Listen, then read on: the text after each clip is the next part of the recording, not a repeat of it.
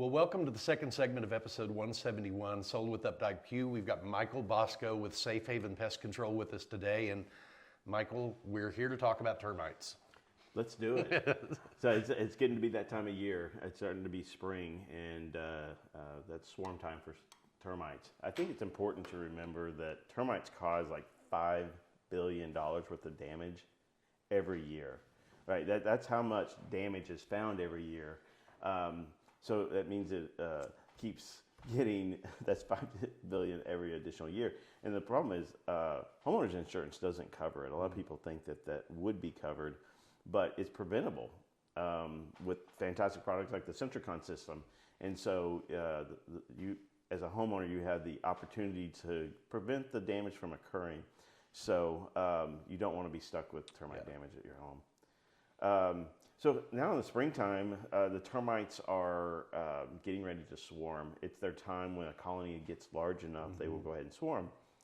But that's the problem. They have to get large enough to swarm. And so when a termite colony moves into a home and starts consuming the 2x4s and the paper off the drywall and causing aesthetic damage, then once that colony gets large enough, approximately to about 500 to a million members in their colony, then they'll go ahead and kick off swarmers, and people will see those as flying termites inside their home. Some people just think that there's ants, but it's going to be, they need to make sure that they're find out, are they ants or are they termites? Because if they are termites, then obviously control needs to happen. Well, ants don't fly, do they?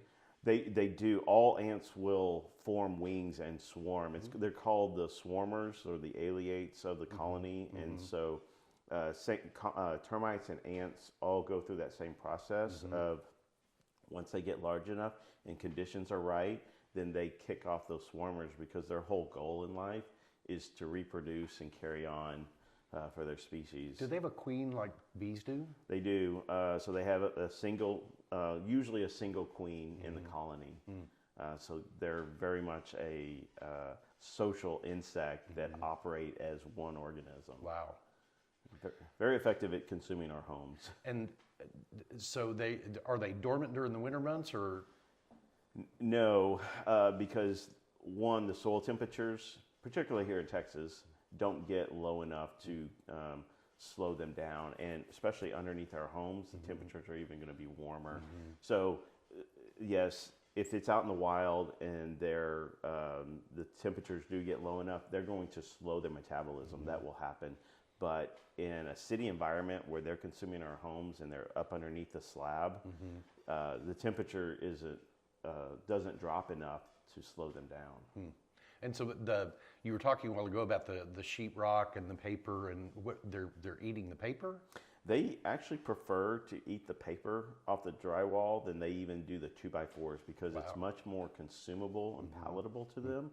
It takes a lot less digestion or energy on their part to eat paper off the drywall, or if they find books or cardboard or something else within the home, those are going to be more desirable food source for them. But ultimately, they still eat a lot of the timbers, the 2x4, the structure members of your home. What does that look like on what would people see on their wall if they were? A lot of times, nothing. When it's occurring, then they're very good at staying cryptic, right? They stay within the wall, and they just eat the paper right off that drywall, and the paper and the texture may actually still stay intact. Wow. But over time, they will produce little pinholes. They'll come through a little ventilation, and they'll block that with a little bit of mud. So it really takes a trained eye to realize that there's termite damage. And if you have wallpaper on your wall, you're probably, you really have to have a very well-trained eye to be able to see that. So unfortunately, it's not a lot of times until years later does it start to expose itself.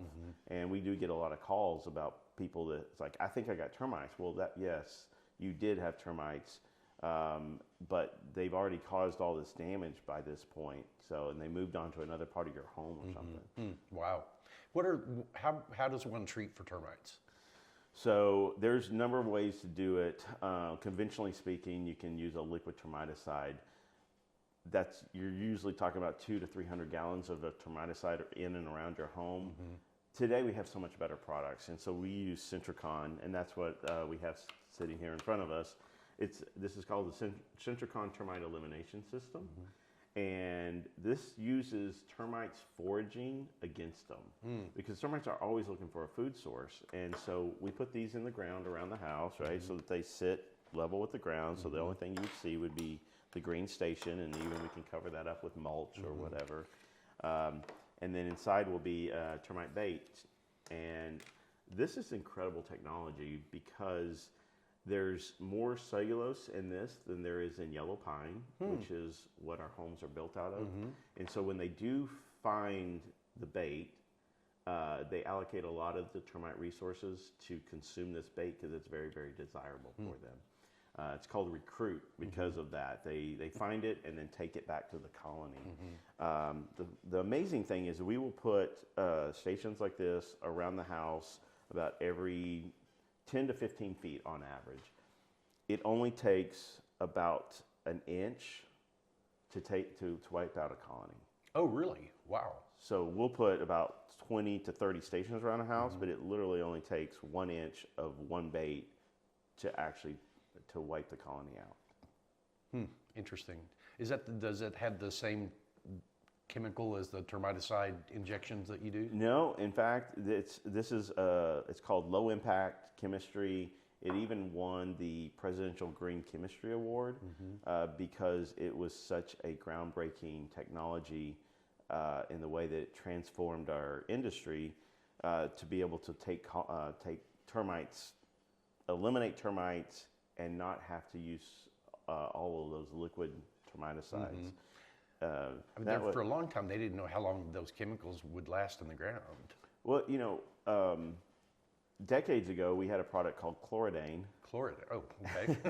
And that lasted like 30, 40 years. Yeah, I think that's what I'm thinking That's of. right. Well, they took it off the market because it lasted 30, 40 years, right? You don't want something to persist in the environment. And so the products that we have available today is liquid termiticides. They will last like 5 to 8 years. Well, the alternative is to use a bait system like this that's green. It's a very sustainable green option because now you're not really even putting a product into the environment. It's contained within this cellulose plastic matrix that they'll eat. And this is a chitin inhibitor.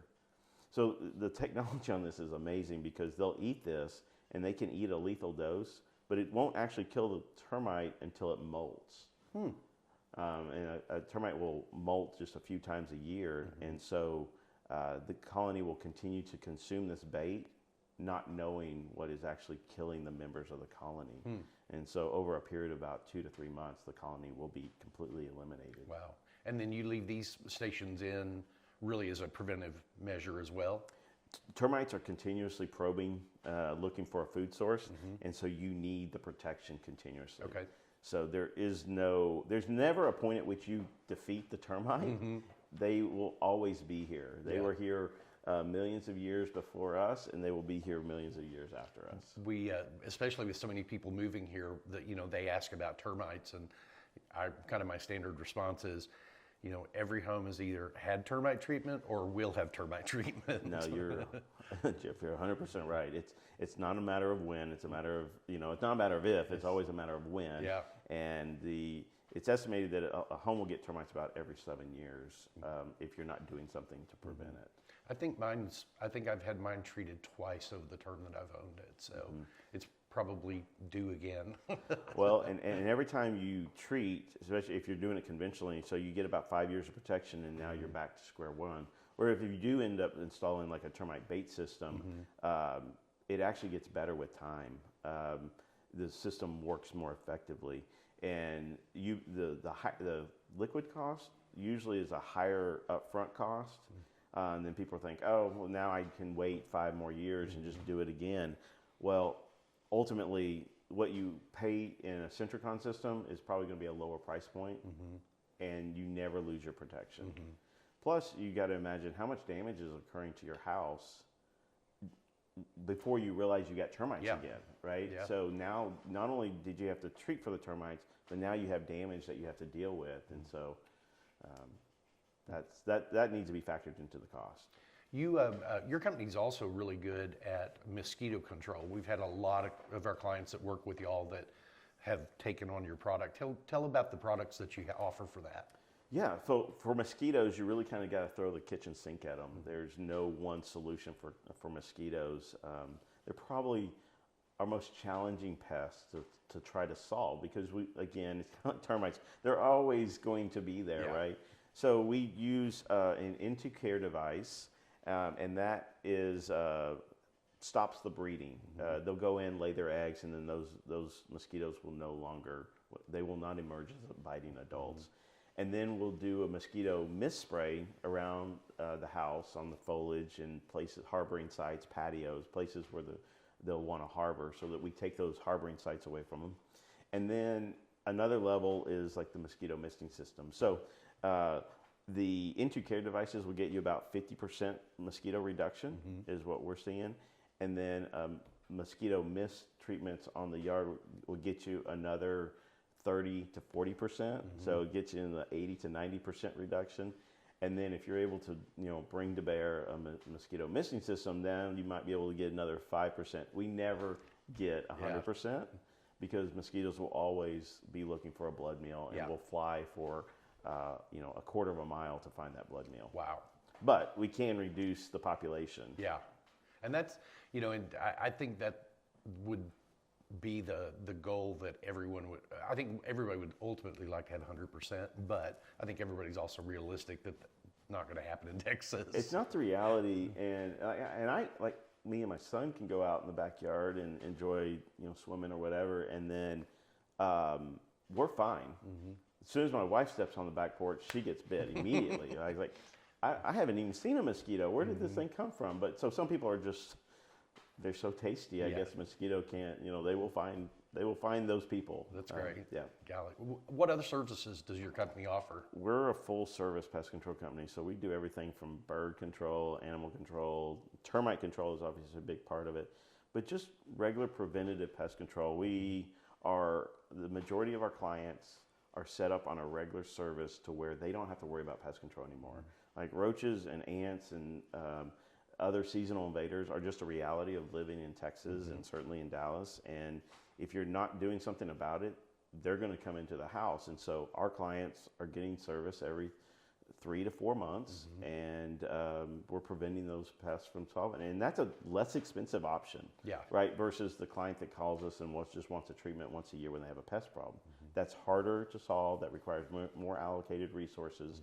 It's a more expensive service. So the best thing you can do as a homeowner is actually just do everything preventatively. If you prevent the termites, then you're not having the damage.